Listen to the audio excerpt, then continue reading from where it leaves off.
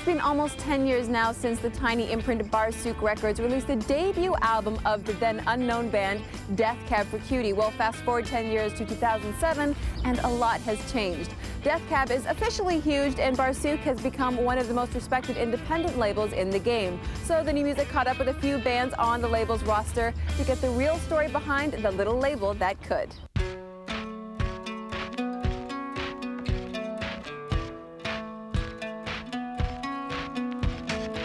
Barsuk was a really small and young label in the late 90s. They had only released a few 7-inches by the band This Busy Monster. So this is the new year. And then this band from Bellingham, Death Cab for Cutie, home recorded their first record, and they needed somebody to put it out. And that was kind of really the start of the label. There's no blame for how our love did slowly fade. Death Cab was important to Barsuk, not just because they were the marquee act, but because they endorsed and supported the idea of an indie label way past the point that they could have signed to a major and you know, and gone off and been Fall Out Boy or whatever. I just can't get it, keep on forgetting. What was it that made you want to work with Barsuk?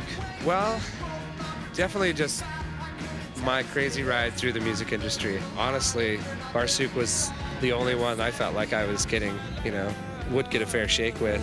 And I don't have to wonder. I think a lot of musicians have that experience where they hand their record into their major label guy, and the guy's just like total cheeseball.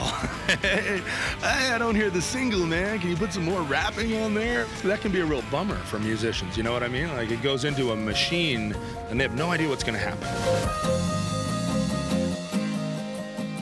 One of the important things to us about Barsuk was that we took a long time to get to know them and to understand them and be able to trust that they were going to respect what we wanted. And I think that's another thing that sets them apart, is that they know that when the artist succeeds, they'll succeed.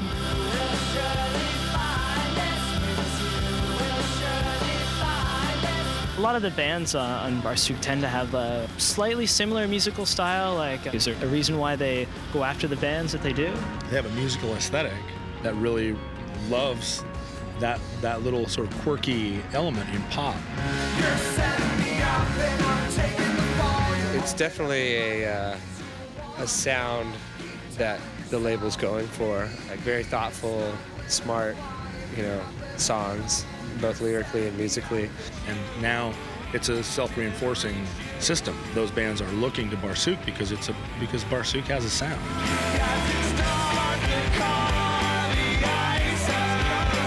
That style of quirky pop came up in Seattle as a reaction to grunge. And Built to Spill, for instance, is one of the grandfathers of that sound. And I think you can hear echoes of Built to Spill in Death Cab and Modest Mouse and all the bands that followed.